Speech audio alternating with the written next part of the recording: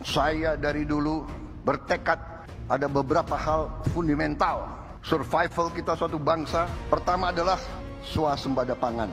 Suatu bangsa harus bisa produksi dan memberi makan ke rakyatnya. Tidak boleh tergantung dengan impor pangan. Saya bertekad untuk swasembada pangan. Saya yakin saya benar. Pemerintahan Presiden Prabowo Subianto menempatkan swasembada pangan sebagai salah satu pilar utama dalam Astecita. Sejak awal, Presiden Prabowo menegaskan bahwa amanat konstitusi harus diwujudkan dengan menghadirkan negara untuk menjamin kebutuhan dasar rakyat, terutama pangan dan pendidikan. Bagi Prabowo, kedua hal ini merupakan fondasi kesejahteraan bangsa sekaligus syarat mutlak untuk membangun generasi yang sehat, cerdas, dan berdaya saing. Dalam pidatonya di sidang tahunan MPR atau DPR, Presiden menekankan bahwa ketahanan pangan adalah bagian dari kedaulatan negara. Karena itu, pemerintah mengambil langkah besar dengan meningkatkan produksi beras dan jagung, memperluas lahan pertanian, hingga menyesuaikan harga gabah agar petani lebih sejahtera. Langkah-langkah tersebut diarahkan untuk memastikan Indonesia tidak bergantung pada impor sekaligus menjaga stabilitas harga di pasar domestik.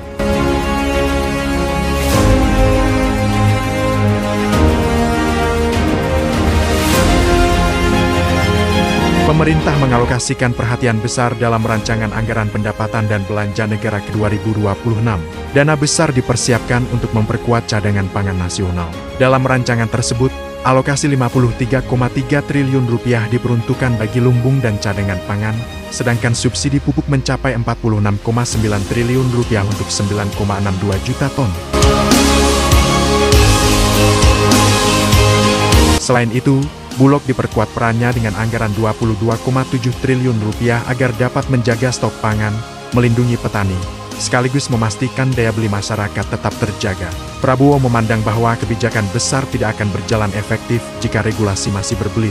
Karena itu, sejak awal 2025 pemerintah memutuskan untuk memangkas 145 aturan penyaluran pupuk yang dinilai terlalu rumit.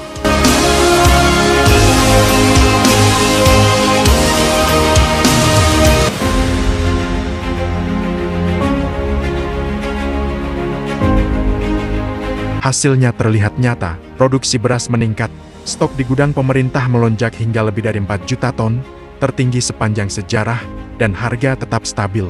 Kondisi ini memberi harapan besar bagi petani, sekaligus menjadi bukti bahwa kebijakan yang tepat dapat langsung berdampak pada kesejahteraan rakyat. Tim media kami berkesempatan meliput di wilayah pertanian Desa Sukahurip, Kecamatan Sukatani, Bekasi, di mana jurnalis dan influencer yang dipandu Cang Hedi berkesempatan mewawancarai ketua kelompok petani dan petani di wilayah Desa Sukahurip, Sukatani, Bekasi.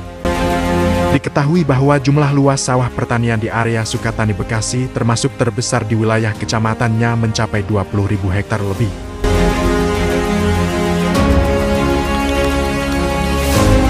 Swasembada pangan, Kang Sebi, ya, yang kita ketahui program Presiden Prabowo ini yang akan dicanangkan ditargetkan sudah berjalan 1 bulan ke belakang ini, yang nantinya ditargetkan sampai 12 bulan ke depan. Untuk di Sukatani, Bekasi sendiri, Mang Sebi, seperti apa pandangan Mang Sebi pertanian dan juga swasembada pangan di Kampung Cangkring ini, Mang Sebi? Silakan, Mang Sebi. Terima kasih atas waktunya yang telah diberikan kepada saya. Ya, alhamdulillah ketika peralihan pemerintahan dari Jokowi ke Prabowo, ini dampaknya ini luar biasa. Jadi terutama di bidang pertanian, ada juga bantuan benih, bantuan Alsintan juga, itu sangat mendukung untuk program Pak Prabowo ini swasembada pangan. Nah, di situ juga kami juga merasakan dampaknya terutama di harga. Yang dulu 5.000 sampai 4.000, sekarang alhamdulillah apa yang dicanangkan dengan Pak Prabowo itu 6.500 itu alhamdulillah terrealisasi di petani.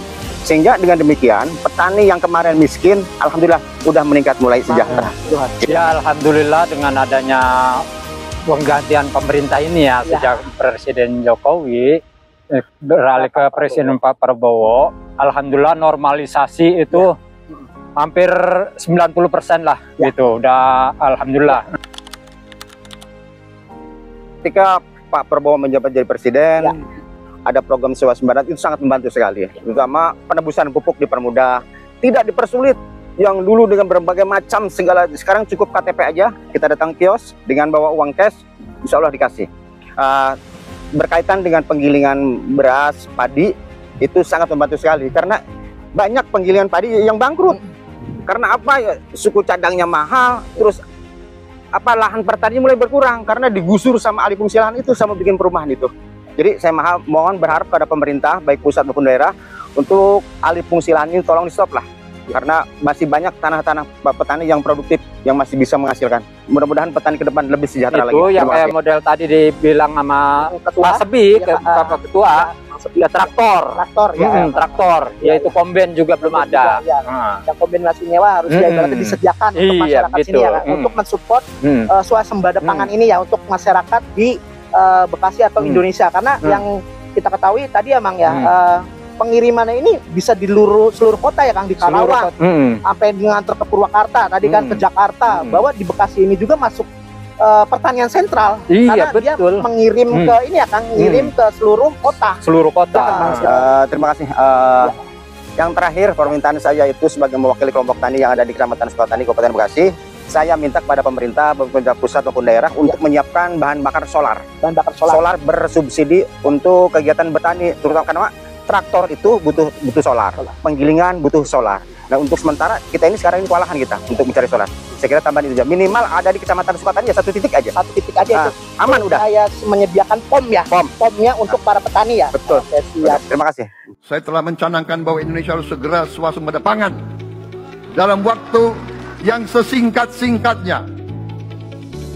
Kita tidak boleh tergantung sumber makanan dari luar. Dalam krisis, dalam keadaan genting, tidak ada yang akan mengizinkan barang-barang mereka untuk kita beli.